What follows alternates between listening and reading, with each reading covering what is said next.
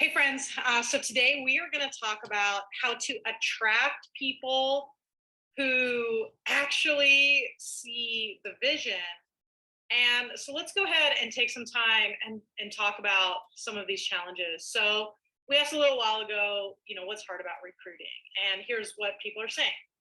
This is exactly what you're saying. And let me know in the comments. If you guys are watching live, I'm not going to draw. So make sure you participate and as you're getting like takeaways, put them in the chat so that everyone can follow along.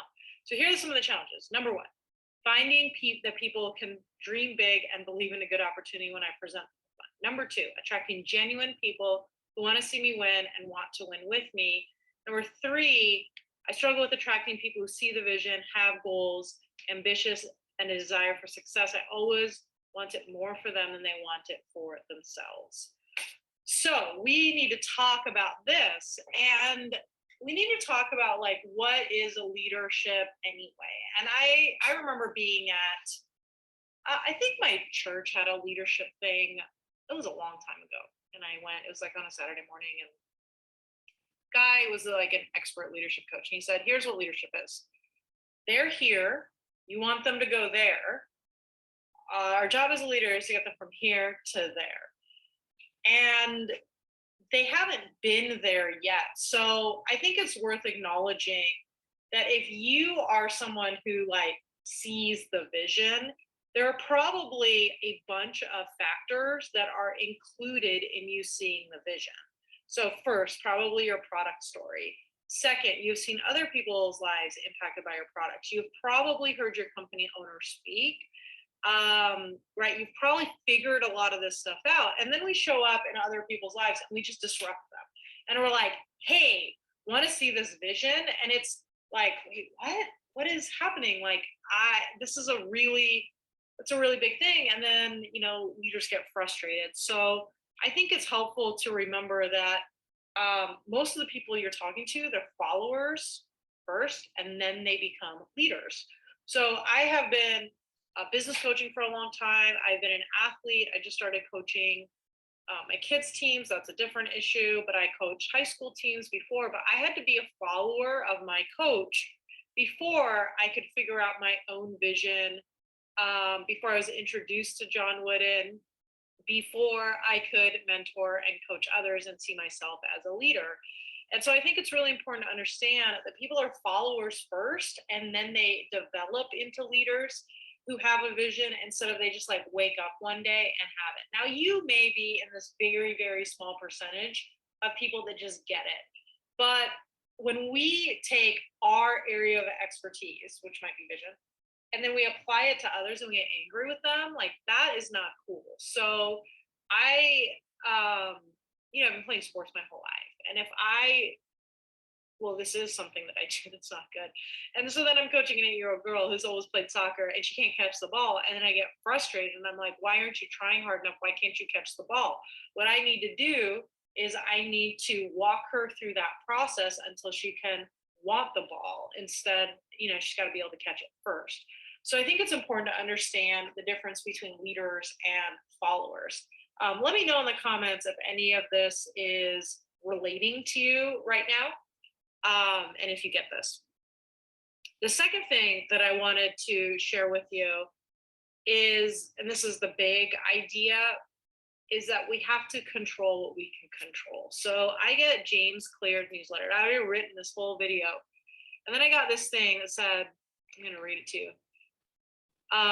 There are many situations in life you do not control, but you often contribute to them. I cannot control the rain, but I can control my clothing. I cannot control your feelings, but I can control my kindness. I cannot control my opponent, but I can control my response. You cannot control most outcomes in life, but you can usually influence them. Releasing your attachment to the results does not mean releasing your responsibility to the situation. And so what I wrote down was what we can control as far as people seeing the vision is we can control whether or not we embody the characteristics of a visionary And so, what I want to do today for you is I'm going to walk through the 7 characteristics of a visionary leader, and I'm going to give you specific examples of how that looks in network marketing. Now, I'm going to go through this, and you're going to probably feel a couple of different ways. One is, oh, that makes sense. And then, oh, no, I don't have that, or I don't do that right now. And so, what I want to do is I want to give you this insight because I know it can be really frustrating to be frustrated with other people about their vision and a lack of follow through. I also want to make sure that you know that if you want to figure these things out, we can work with you on that in one of our masterminds. So just let me know if that's something that you want to do. So let's go ahead and jump in. And I wanted you guys to decide if I should draw this or not. You said, see a smiling face. Here's my smile. Yay. And here's the first one. Number one. And if you guys are watching this live, take notes in the and you're able to take notes in the comments. I think that's going to help people that are watching to be able to track. Okay, so number one is persistent. A visionary leader is persistent. Do you show up? Do you follow up? Do you communicate your mission and vision so much that people are tired of hearing of it? Sort of like how my mom says, well, life sucks, then you die. And then I'm like, Mom, you said that again. Like, do the people in your sphere, have they heard your mission and your vision so much that it's like, oh yeah, I know this already? Our mission is to give hope, confidence, and skills to network marketers at all levels. And so we're going to tell you that all the time because that's part of being persistent. Number two, quality of a visionary leader is inspirational. Do you have a clearly articulated mission and vision? And this is so much more important now than ever. I'm going to acknowledge right now that this is one of the hardest times I've ever seen for leadership. And so we have to be on it. I also think that helps you to be, prepared to do really, really well, because I think a lot of people are going to leave that. If you want to be inspirational, I think it's about having a clear mission and vision. I also think a piece of that is being relatable. When we present ourselves as perfect and I know all the things and here's what you need to do, we aren't inspirational. If you think about the inspirational videos that like get us the most, it's always like, gosh, this thing was really hard for me. And then I persisted and I persisted and I persisted and then I figured it out. That's what inspires us.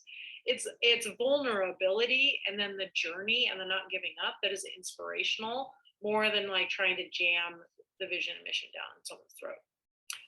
The third thing that makes someone a visionary leader is to be open-minded. I want to encourage you guys not to be judgmental. It can't be my way or the highway, or then we're not open-minded and we can't enlist people into the cause. And so we have to be open to people's timing. We have to be open to people's just listening to them, right? We have to be open-minded. The fourth quality of a visionary leader is innovating, creatively solving problems, asking what's hard, and not getting too stuck in their ways. I had originally for this video written like how to get more leads training, and it was all written out. And then I had this feeling that like that just wasn't going to work. And so I asked you all the question, what's hard for you when it comes to recruiting, and got some answers. And then was able to say, okay, well, let's focus on what people need and be innovative and creative as opposed to, same thing every single time. Number 5, be bold. I'm not talking about being overly aggressive or spammy, but I am talking about boldly inviting and not making assumptions to people. Now, there is a little bit of an art to a good invitation that makes it not high pressure and pushy. You can be bold without being pushy. I think that's really important to know. Collaborative, maybe there's 8. There's 8, not 7. Okay, so number 6 is collaborative. We want to gain agreement, be skilled in that area. And we want to, have events and different voices that people listen to. I think that's really helpful. Number 7, goal oriented. Have a personal, clear definition of success and work hard to get there. That is a key quality of a visionary leader. If you're confused about your goals and your daily activities, then that makes it really hard to be a visionary leader. So getting that sorted, I think, is important. And then the last one is well organized. I think this is so important. And we don't think about it so much. So if you want to be a visionary leader, well organized. And what does that mean? That means having a process for things. I just got off a call with a great network marketing leader, and we were just talking shop a little bit about her training for her people, for her team. And she just shared yeah, it's really good, it's valuable, but it's kind of all over the place and it's not organized as well. And I could tell that that was just impacting, right? She was like, it needs to be more organized. And I would say that particular leader that I was talking to, I would 100% say that she matches all the qualities of a visionary leader. Because this desire to be well organized, I do think is important. It's not the same as being a perfectionist or overthinking, but we have to have a process, right? We have to have a process with which we connect people. We have to have a process with which we invite people. We have to have a step-by-step process with what our conversations are like. We have to have a process for how we launch people. We have to have how do we work people through their milestones in their business, and how do we invite people to events? These processes are critical for you to be organized as a visionary leader. And so I'll summarize them. Number 1, persistent. 2, inspirational. 3, open-minded, innovative, bold, collaborative, goal-oriented. Got a Zoom call. That's not good. It's Facebook Live feature I'll get used to. Goal-oriented and well-organized. Those are the qualities of a visionary leader. And where I want to encourage you is that if you're going through that list right now and you're like, I have all of those, I'm going to really encourage you to show up and be persistent. Because a lot of people, when times, when there are more challenges for leaders, a lot of people will opt out. There's 2 choices. You can opt out or you can skill up. If you have the skill, show up, and what'll happen is you'll expand your market share. If you opt out, well, then you opt out. But the reason I wanted to share these characteristics of a visionary leader is because I wanted you to be very clear on the parts you can control versus the parts you can't. We cannot control someone's upbringing. We cannot control their current circumstances, but we can control our pieces of being a visionary leader. There are network marketers out there that do well. And so if you're not recruiting at the rate you would want, what I think it's worth saying, okay, well, it's not all the people, right? There are parts of it that are challenging, that are just part of the industry. But then there's these other parts that are like, well, why is this person making $500,000 and not me? And instead of being like, why, right? We can go, why? And I will assure you, as someone who has privately coached $500,000 earners, they are these things. They are persistent, they're inspirational, they're open-minded, they're innovative, they're bold, they're collaborative, they're goal-oriented, and they're well-organized. And so if you take these qualities and these characteristics and you say, yep, nope, and start to work on those, I think you're going to be in a much better position. If you guys need some help or guidance, or you want to just make sure these things are faster, we have all the systems, processes, etc., to help you to do that. We're happy to help. Just leave us a comment. Now, I do want to just see here if we've got some questions for you. Okay, so Holly says, I used to lead with health and products, got great sales, focused on solutions to health issues. Yes, perfect. I think it's same for the business, but I'm stuck with how to portray solutions because most people don't even know they want a network marketing opportunity. This is tough because I hear you need to attract people who have an entrepreneurial mindset and outlook. Attracting leaders is tricky because I know experience of products and events what builds belief so what they can lead to. Okay, so there are like 5 questions in there, Holly. So let me see if I can pick them apart one at a time. And thank you for sharing that. So attracting leaders is tricky because I know experiencing products and events is what builds belief so they can lead to it. So here's where I would start, or at least here's what we work with our clients on. When someone comes in with a product, we have a 90-day follow-up strategy that does a few things. It solidifies their purchase. It makes sure they're using the product. It also invites them to know how to earn products, free products, or income. And so instead of trying to go right at attracting leaders, I want you to think about whether or not you're inviting people to a conversation, or if you're just trying to like do this big thing. And that's where I think the process is really important. And so what we work with people in our mastermind is, okay, what's the day 1 call? What's the day 7 call? What's the day 14 call? What's the day 30 call? What's the day 60 call, right? I don't know if those are the exact ones without the handout right in front of me. And then like in there it are like, let's get you to use the products. Have you had a success story yet? Would you like to come to this event? And so would you like to have a conversation about how to earn income or free products with this company? Not would you like to do the business, but would you like to have a conversation so you know how it works? I think that's a really, really important part. Most people don't have a good upgrade strategy. They think it's like either product or business, and it's usually business because product. Even if you go with the business first, it's like, hey, I want to talk to you about this thing because it's a great product, and that makes it a really, really great business. Holly also says she's stuck on how to portray solutions because most people don't even know they want a network marketing company. So the leader I was just talking to is super interesting. And this is a common trend amongst high earning network marketing leaders. They don't want to do network marketing. So I'm going to find my notes here exactly from this conversation. So this person is at one of the top ranks in their company, very well established company. And where did I put the notes?